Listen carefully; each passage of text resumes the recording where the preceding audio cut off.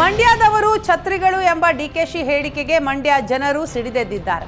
DCM DK Shivakumar ಈ ಕೂಡಲೇ ಕ್ಷಮೆ ಕೇಳಬೇಕು ಅಂತ ರೈತರು ಪಟ್ಟು ಹಿಡಿದಿದ್ದು, ಕ್ಷಮೆ ಕೇಳದ ಡಿಕೆಶಿಗೆ ಛತ್ರಿ ಮೂಲಕವೇ ರೈತರು ಉತ್ತರ ಕೊಡಲು ನಿರ್ಧರಿಸಿದ್ದಾರೆ. ಇವತ್ತು ಬೃಹತ್ ಛತ್ರಿ ಚಳವಳಿ ನಡೆಸಲು ರೈತರು ತೀರ್ಮಾನಿಸಿದ್ದು, ವಿಶ್ವೇಶ್ವರಯ್ಯ ಪ್ರತಿಮೆ ಮುಂಭಾಗದಿಂದ ಸಂಜೆ ವೃತ್ತದವರೆಗೂ ಮೆರವಣಿಗೆಗೆ ನಿರ್ಧರಿಸಲಾಗಿದೆ. ಪ್ರತಿಭಟನೆಯಲ್ಲಿ ಭಾಗಿಯಾಗಲು ಪಕ್ಷಾತೀತವಾಗಿ ಆಹ್ವಾನ ಕೊಡಲಾಗಿದ್ದು, ಡಿಕೆಶಿ ಹೇಳಿಕೆ ಹಿಂಪಡಿಬೇಕು, ಕ್ಷಮೆ ಯಾಚಿಸಬೇಕು ಅಂತ ರೈತರು ಪಟ್ಟು ಹಿಡಿದಿದ್ದಾರೆ. ಕ್ಷಮೆ ಕೇಳದೆ ಹೋದರೆ ಛತ್ರಿ ಚಳವಳಿ ಬಳಿಕವೂ ಹೋರಾಟ ಮುಂದುವರಿಸುವ ಎಚ್ಚರಿಕೆ ನೀಡಲಾಗಿದ್ದು, ಮಂಡ್ಯ ಜಿಲ್ಲೆಗೆ ಡಿಕೆ ಶಿವಕುಮಾರ್ ಕಾಲಿಡಲು ಬಿಡೋದಿಲ್ಲ ಅಂತ ವಾರ್ನ್ ಮಾಡಿದ್ದಾರೆ. ನಟಿ Ranya Rao gold smuggling case protocol ದುರ್ಬಳಕೆಯ ಬಗ್ಗೆ ತನಿಖಾ ವರದಿ ಸರ್ಕಾರದ ಕೈ ಸೇರಿದೆ. ಪ್ರೋಟೋಕಾಲ್ ಉಲ್ಲಂಘನೆಯ ಬಗ್ಗೆ ಗೌರವ್ ಗುಪ್ತಾ ಟೀಮ್ ತನಿಖೆ ನಡೆಸಿದ್ದು, ತನಿಖೆಯಲ್ಲಿ ರನ್ಯಾ ರಾವ್ಗೆ ಪ್ರೋಟೋಕಾಲ್ ಉಲ್ಲಂಘನೆ ಆಗಿರೋದು ನಿಜ ಅಂತ ಸ್ಫೋಟಕ ಮಾಹಿತಿ ಬಯಲಾಗಿದೆ. ಸರ್ಕಾರಿ ಅಧಿಕಾರಿಯ ಕುಟುಂಬ ಸದಸ್ಯೆಯಾಗಿ ರನ್ಯಾಗೆ ಸಿಗಬೇಕಾದ ಎಲ್ಲ ಸೌಲಭ್ಯಗಳನ್ನು ರಾಮಚಂದ್ರ ರಾವ್ ನೀಡಿದ್ದಾರೆ.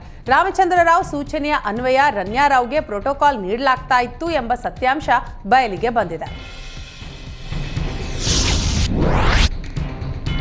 ಬೆಂಗಳೂರಿನ ವೈಯಾಲಿ ಕಾವಲ್ನ ಮುಖ್ಯ ರಸ್ತೆಯಲ್ಲಿ ವಿಳಂಬ ಕಾಮಗಾರಿ ನಡೀತಾ ಇದ್ದು, ಜನರು ಹೈರಾಣಾಗಿದ್ದಾರೆ.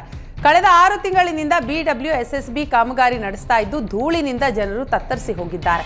ಮನೆಯಿಂದ ಹೊರ ಬರೋಕ್ಕೂ ಆಗದ ಸ್ಥಿತಿಯಲ್ಲಿ ಜನರಿದ್ದು, ಸ್ಥಳೀಯ ಶಾಸಕರ ಗಮನಕ್ಕೆ ತಂದರೂ ಯಾವುದೇ ಕ್ರಮ ಆಗಿಲ್ಲ ಅಂತ ಜನರು ಆಕ್ರೋಶ ಹೊರಹಾಕಿದ್ದಾರೆ.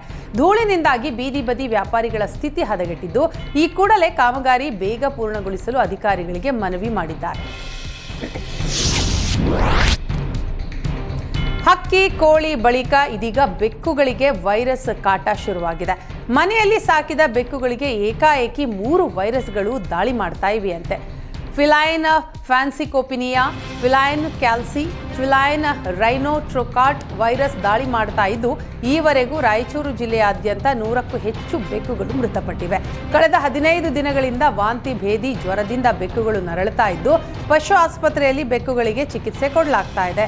ಹಲವು ಬೆಕ್ಕುಗಳಿಗೆ ಚಿಕಿತ್ಸೆ ನೀಡಿದ್ರೂ ಸಾವನ್ನಪ್ತಾ ಇದ್ದು, ಜನರು ಆತಂಕಕ್ಕೆ ಈಡಾಗಿದ್ದಾರೆ. ಮಲೆನಾಡಲ್ಲಿ ಗಾಳಿ ಮಳೆಯ ಅಬ್ಬರ ಮುಂದುವರೆದಿದ್ದು, ಚಿಕ್ಕಮಗಳೂರಿನ ಕಳಸಾ ಸುತ್ತಮುತ್ತ ಬೆಳ್ಳಂ ಬೆಳಿಗ್ಗೆ ಮಳೆ ಆಗ್ತಾ ಇದೆ. ಭಾರಿ ಮಳೆಯಿಂದ ಬೃಹತ್ ಮರ ರಸ್ತೆಗೆ ಬಿದ್ದಿದ್ದು, ಕಳಸಾ ಟು ಮೂಡಿಗೆರೆ ಮಾರ್ಗ ತಾತ್ಕಾಲಿಕವಾಗಿ ಬಂದ್ ಮಾಡಲಾಗಿದೆ. ಹಿರೇಬೈಲ್, ಮರಸಣಿಗೆ, ಯಡಿಯೂರು ಸುತ್ತಮುತ್ತ ಸತತವಾಗಿ ಮಳೆ ಸುರಿತಾನೇ ಇದೆ.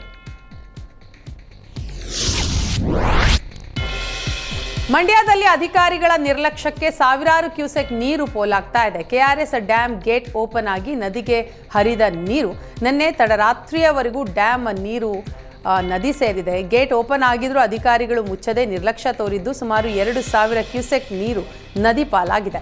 ಗೇಟ್ ಯಾಕೆ ಹೇಗೆ ಓಪನ್ ಆಯಿತು ಅನ್ನೋದು ನಿಗೂಢವಾಗಿದ್ದು, ಸಿಬ್ಬಂದಿಯ ಎಡವಟ್ಟಿಗೆ ಈ ರೀತಿ ಆಯ್ತಾ ಅನ್ನೋ ಅನುಮಾನಗಳು ಕೂಡ ಈಗ ಶುರುವಾಗಿವೆ.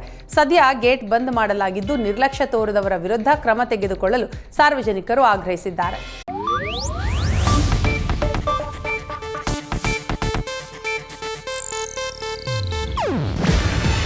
ಇದು ಏಷ್ಯಾನೆಟ್ ನ್ಯೂಸ್ ನೆಟ್ವರ್ಕ್ ಪ್ರಸ್ತುತಿ.